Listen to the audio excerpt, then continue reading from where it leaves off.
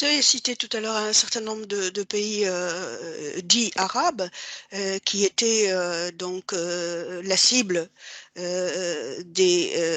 ce que vous appelez les puissances occidentales. Euh, L'Algérie a connu une guerre qu'on a appelée tantôt une guerre fratricide, une guerre intestine, une guerre contre le terrorisme, une guerre civile. Je parle de la guerre d'Algérie dans les années 90. Hein. Vous savez que en 1992, l'Algérie a été contrainte d'interrompre le processus électoral. Hein. Vous pensez que derrière cette guerre qui a perduré 10 ans, et qui a fait 200 000 morts. Vous pensez que là aussi, il y avait une main étrangère derrière? Je pense que l'ensemble du phénomène qu'on a appelé le terrorisme islamiste, mais ce nom, je le considère pas correct parce que ça n'a rien à voir avec l'islam. On devrait dire le terrorisme takfiriste. Je pense qu'effectivement, c'est un phénomène qui peut avoir des racines locales, mais qui est surtout un phénomène qui a été encouragé, financé, manipulé par les États-Unis. Dans un livre qui s'appelle Je suis ou je ne suis pas Charlie, après les attentats de Paris, et dont le sous-titre est Réflexion sur la guerre, la terreur, l'islam et la liberté d'expression, j'avais indiqué qu'en fait, ce terrorisme avait démarré avec les États-Unis et un certain Brzezinski, excusez-moi, avait en fait démarré avec Zbigniew Brzezinski, qui avait lancé ce que j'ai appelé l'opération Ben Laden. L'opération Ben Laden consistait à renverser un régime progressiste qui était venu au pouvoir en Afghanistan, qui avait des points communs avec l'Algérie d'ailleurs, un régime où, dirigé par les communistes afghans, on avait émancipé les femmes, libéré les paysans par rapport aux propriétaires féodaux, développé l'université, les routes, les infrastructures, la culture. Et donc, c'était clairement la meilleure période de l'histoire de l'Afghanistan, longtemps soumis à la colonisation britannique et à différentes forces très rétrogrades. Mais ça ne plaisait pas aux États-Unis parce que l'Afghanistan, c'est une position stratégique au cœur du continent asiatique pour contrôler, notamment, on pouvait faire des ingérences contre la Chine. Quand on regarde la carte, on le voit bien. Et deuxièmement, l'Afghanistan était ami avec l'Union soviétique. Et donc ça, dans le climat de guerre générale contre l'URSS, les États-Unis ont décidé d'y mettre fin. Et Zbigniew Brzezinski a organisé l'opération Ben Laden, c'est-à-dire envoyer les précurseurs d'Al-Qaïda en Afghanistan, commettre des attentats, du terrorisme, des actions vraiment abominables, particulièrement contre les femmes et la démocratie. Et ils leur ont fourni des armes, du financement, des camps d'entraînement. Et donc, ça a été une utilisation extrêmement cynique et le développement de ce terrorisme. D'ailleurs, quand un journaliste français du Nouvel Observateur, en 98, je pense, a dit à Brzezinski, vous n'avez pas un peu des remords d'avoir développé ce qui allait devenir Ben Laden et le terrorisme, etc. On est là 3 ans avant les attentats du 11 septembre, évidemment. Mais Brzezinski répond en rigolant, mais non, quelques excités islamistes, c'est vraiment pas important. Nous, ce qui nous comptait, c'était d'attirer l'Union soviétique dans le piège d'une guerre du Vietnam et de renverser ce gouvernement progressiste. Donc, en fait, dans le livre que je mentionnais, j'ai indiqué que la recette de l'opération Ben Laden a été jugée tellement intéressante par les États-Unis que même après Brzezinski, ils ont continué.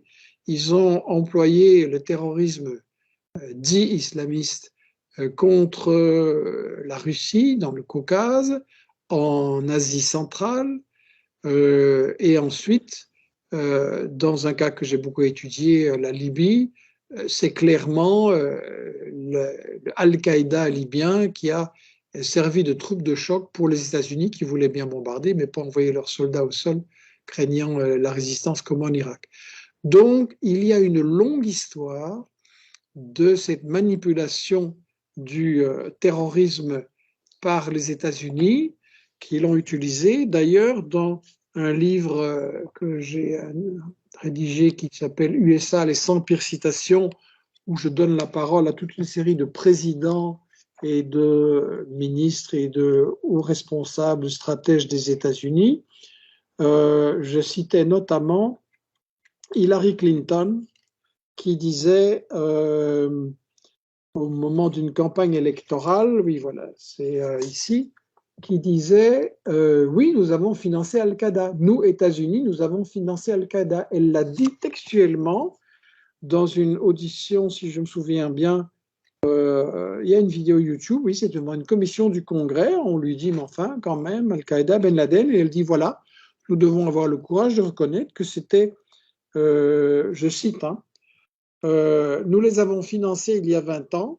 Ce n'était pas un mauvais investissement. Nous devons accepter la responsabilité d'y avoir contribué. Et d'autres citations de dirigeants US dans le même livre indiquent que les États-Unis ont continué à financer et à soutenir des terroristes, soit via l'Arabie saoudite, le Qatar et des pays comme ça, soit directement. Kerry dit la même chose aussi, même à propos de Daesh en Syrie, qu'on ne va sûrement pas intervenir pour bloquer Daesh. Il faut au contraire que Daesh renverse le gouvernement syrien. Ce sera bon pour les États-Unis. Donc vous voyez, il y a une longue filière dans cette utilisation, cette manipulation du terrorisme au, partout dans le monde. Et oui, il y a des études qui ont été faites. Moi, je n'en suis pas un spécialiste, mais la France aussi a joué un rôle très trouble là-dedans. Au moins, elle se réjouissait de ce qui arrivait. Et je pense que c'est aux historiens de creuser justement par rapport à l'Algérie. Il faudrait que ce soit beaucoup plus diffusé aussi en Europe et aux États-Unis. En tout cas, la déstabilisation pardon, de l'Algérie dans les années 90 a fait évoluer ce pays quant à ses paradigmes diplomatiques et stratégiques. L'Algérie a engagé une coopération, vous le savez, avec l'OTAN dans le cadre de ce qu'on appelle le dialogue méditerranéen de l'OTAN. Elle a tant bien que mal soutenu une coopération internationale et régionale dans le but de réduire le terrorisme. Comment vous évaluez la contribution de l'Algérie dans la lutte contre le terrorisme? Je ne vais pas dire islamique pour ne pas reprendre les expressions européennes ici, mais le terrorisme tout court, auquel visiblement vous ne croyez pas, hein, Michel Colland, et vous pensez que c'est une pure création des États-Unis, Une, avouée par eux-mêmes, une pure par la création, voix de leur ancienne secrétaire d'État, Madame Clinton. une pure création, c'est pas les mots que j'ai employés. J'ai dit que du terrorisme peut avoir des racines locales, mais que c'est directement utilisé quand ça les arrange par les États-Unis. Et c'est ça les déclarations de responsables US que j'ai mentionnées. Il y avait James Baker aussi. Je pense que on se fait des illusions si on pense qu'en collaborant avec l'OTAN et avec l'Europe, on va sauver sa peau et s'en sortir et qu'ils vont vous respecter. Il y a eu une collaboration. Et on appellerait ça une diversification stratégique de la part d'Algérie qui était classée plutôt vers l'Est, hein, Russie et plus tard la Chine. Oui, j'entends bien. Mais je veux dire qu'il ne faut pas se faire des illusions sur le fait qu'en collaborant un peu ou un peu plus avec l'OTAN et avec l'Europe, on sauverait sa peau. Kadhafi a essayé de le faire, ça lui a coûté très cher. Le gouvernement syrien aussi. On a collaboré contre le terrorisme. Kadhafi a fourni des renseignements, il a fait des avances, il a fait des concessions. Les États-Unis et Sarkozy ont utilisé ça contre lui pour justement le renverser et ils ont collaboré avec ces mêmes terroristes. C'est très très clair dans le cas de la Libye, puisque l'amiral Stavridis, qui commandait les forces de l'OTAN, a dit oui, oui, il y a des membres d'Al-Qaïda qui sont engagés dans les forces que lui appelait les forces de libération, mais ils le font à titre individuel. Bon, ça c'est une nuance totalement hypocrite. Oui, il y avait vraiment une collaboration avec Al-Qaïda, et il y a eu une collaboration au début des années 2000 entre la Syrie et les États-Unis contre le terrorisme, mais vous ne pouvez pas faire confiance aux États-Unis ni à la France comme partenaire, ça se retournera toujours contre vous. Clairement.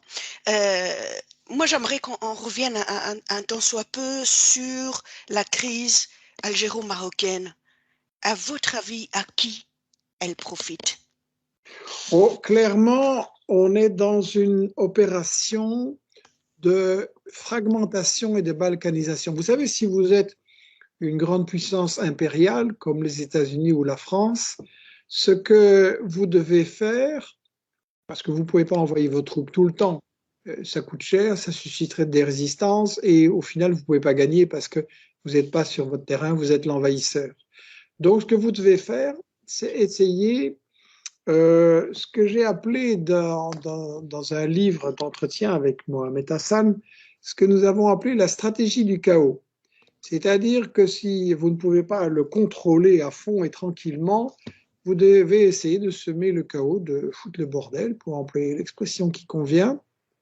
Et donc, on remarque que les colonialistes, ou les nouveaux colonialistes actuellement, emploient toujours cette même stratégie de diviser pour régner. Donc, ce qu'ils veulent, c'est empêcher que les trois peuples du Maghreb, et même plus largement, bien entendu, aussi la Mauritanie, la Libye, etc., que tout cela forme une alliance régionale pour être plus fort, justement, pour défendre la souveraineté et déterminer son avenir de façon indépendante. Je pense que c'est un phénomène qu'on voit absolument partout. Au Moyen-Orient, les États-Unis, les Français, les Britanniques ont tout fait pour empêcher qu'il y ait un bloc des pays arabes et musulmans, avec l'Iran qui devrait en faire partie. Et ça a été une stratégie délibérée de provoquer la guerre Iran-Irak, de provoquer les affrontements autour de l'Irak et d'isoler Saddam Hussein.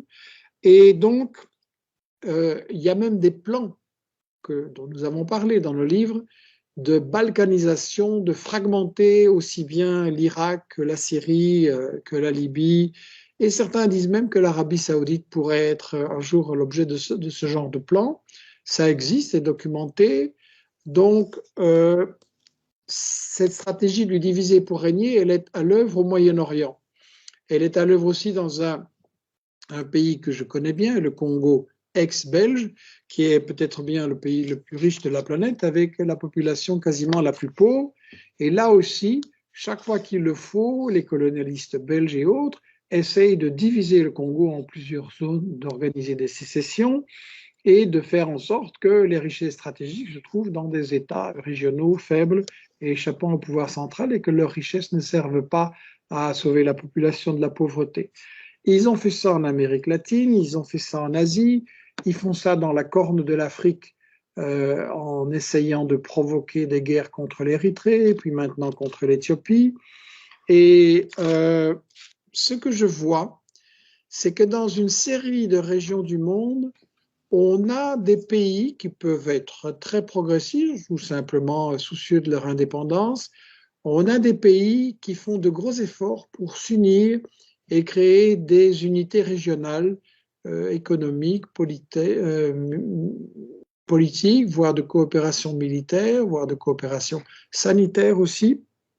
Et on a des exemples qui sont fournis, deux exemples à mon avis qui sont intéressants. Il y a la Chine dont j'avais parlé avec les blocs qui se forment maintenant en Asie pour la coopération générale et pour échapper aux États-Unis, à la Banque mondiale et au FMI. Alors justement, la présence chinoise est bien réelle en Algérie, au Oui, Maghreb, en on Afrique. Est-ce que c'est une je bonne ou peux en une parler, mauvaise si vous chose? voulez bien, je Euh, n'ai que 2 minutes. expliquer qu'il y a un exemple, à mon avis, très positif qui s'est déroulé en Amérique latine. Vous savez, en Amérique latine, les États-Unis ont longtemps considéré que ça leur appartenait, que c'était leur jardin, que les richesses et le travail étaient pour eux. Et avec Hugo Chavez arrivé au pouvoir en 99-2000, avec Hugo Chavez, on a vu d'autres gouvernements opérer des très grandes réformes profondes de leur société et une coopération qui s'est formée. Et à un moment donné, on s'est retrouvé avec vraiment beaucoup de gouvernements de gauche et indépendants, le Venezuela, l'Équateur, la Bolivie, l'Uruguay, des gouvernements progressistes au Brésil et en Argentine. Et il y a eu des coopérations sur le plan de la santé, de la culture, de l'économie, sur le plan militaire aussi contre les coups d'État, les invasions. Et l'Amérique latine faisait des progrès.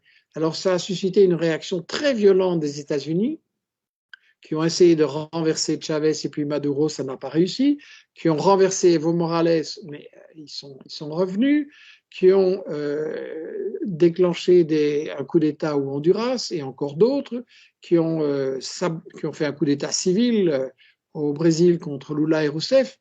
Et donc maintenant, on voit bien que les populations comprennent ça, sont en train de nouveau de voter pour des gouvernements beaucoup plus progressistes et souverains, et qu'il y a une unité qui se reforme en Amérique latine.